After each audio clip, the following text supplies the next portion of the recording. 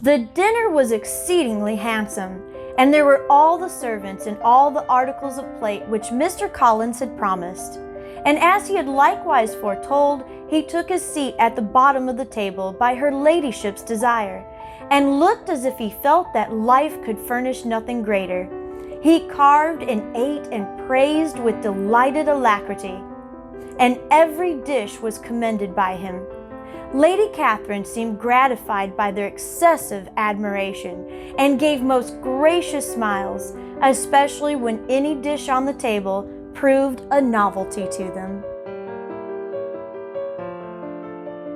If you haven't guessed by now, we're going to be delving into a dish that would have been served and eaten by Jane Austen herself.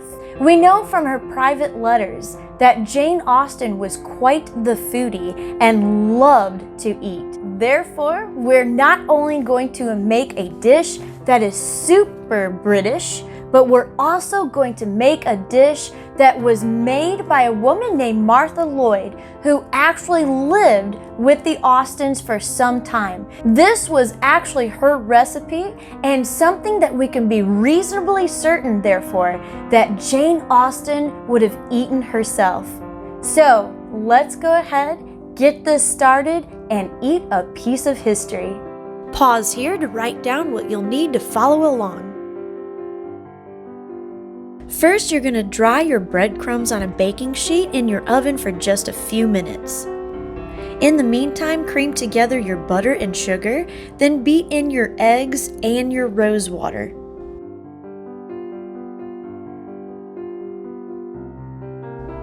I purchased this excellent rose water from a Shaker village in Kentucky, and in the description below I'll put a link to their website so you can purchase it from them if you would like to.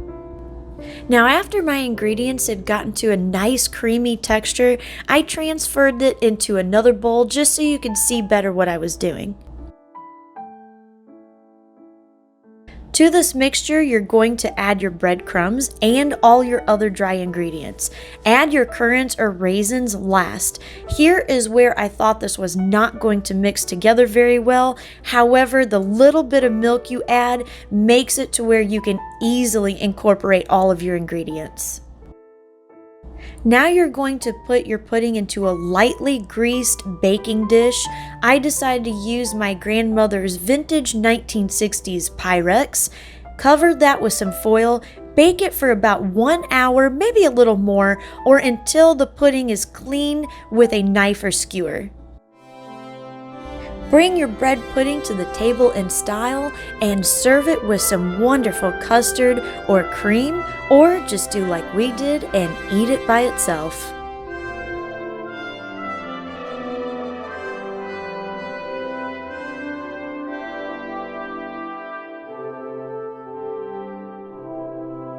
So, what we got? We pulled this out of the oven. It doesn't look exactly what I thought it would look like. It's not a bread pudding I'm used to seeing. So I don't know if this is just an extremely British incarnation and we've been eating the American version. I have no idea. If someone does know, they can comment below. That'd be really interesting if we got a British perspective on it. Okay, but let's go ahead and go into our TCT test, and then we'll kind of like talk about it later. Okay. So in terms of cost, I'm going to give this a 4 as I changed it. Okay. It would have got a 2 if I would have left it exactly the way it was written. Oh, wow. And it was the mace, which is an extremely expensive spice. But you can easily substitute nutmeg, or allspice, that kind of thing. Cinnamon, yeah. And so that, I just went ahead and used allspice, what I had in my cupboard. I cut my cost. So I'm going to bump it up to a 4. Okay. Because with the change, it's affordable.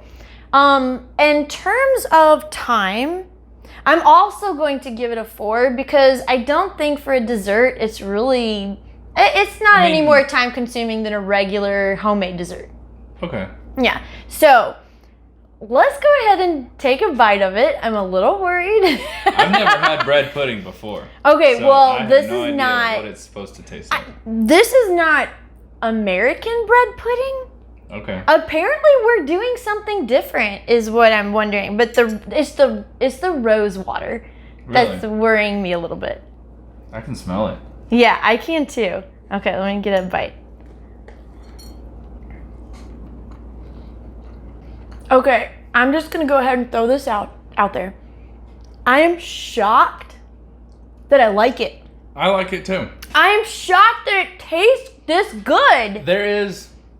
There's an like the rose water. You don't really. I don't taste it till the end. No, yeah, that's it exactly. And it almost cleans your mouth afterwards. Yes. Does that make sense? And the lemon rind. I taste the lemon. I taste the allspice, but it all comes together really, really well. Now, the book said if you're going to eat it warm, to go ahead and serve it with like a custard or a heavy cream. We didn't do that just because we wanted to try it completely by itself. So that we, you didn't want to mix it with the custard is going to change our view on it. I mean, custard just kind of makes anything taste good, right? So you kind of want to know if your base layer is actually going to taste good before you serve it to somebody. So, wow. Okay, I'm surprised. I like it. I really do. I do too. Yeah. I'm shocked. I was worried because the smell, it smells kind of strong. Like you can smell the rose. It's really strong. And I thought it would taste almost like perfumey. Yes, that's what I was thinking too. And you know what? And I don't know if this is the case or not. This would be something interesting to look into. If there is a difference between an American version of bread pudding and a British version of bread pudding. Because this is actually from the Regency era. It was about 1700s so this is likely what they would have been serving. Well, this is an actual recipe from the Austen household. Okay. So this is what Jane Austen would have been served and what she would have eaten. I think she ate really good. Yeah, apparently. I mean, this is really good. So we're eating a very typical British Regency dessert. American bread pudding is different, and I personally hate it. Really? I hate bread pudding. Not this. But I love this one. Yeah, so. All right, so what do you think on taste? You know what? I'm going to give it a 5. I was thinking that. Yeah. I'm going to give it a 5 just because I'm so surprised at how many different wonderful flavors all came together. And yes, the base layer is excellent by itself and would be just as good with custard. So I would not be upset to serve this to a guest because I would know that the bread pudding tastes good and I would know that it's going to be enhanced with the custard rather than just kind of like, oh, the custard's hiding something that doesn't taste as good. So, I mean, it's great by itself. It'd be great with custard. Yeah. Wow. Okay, so we got a 4, and a 5. Yeah. So altogether, we have a recipe from Jane Austen's own kitchen that's a 4.33. Yeah. Highly rated. I would definitely try this, especially if you're not a fan of bread pudding. You're going to be really shocked and surprised with this one, I think, as much as we are. Yeah. Because going into this, I was like, I do not have high hopes. This is not going to taste good. It doesn't look particularly appetizing. I will say that for it. But it tastes a lot better than it looks. It tastes better than it smells. Yeah, and you know what? Okay. Which it doesn't smell bad. I'm going to make another confession. Uh-oh. I hate raisins.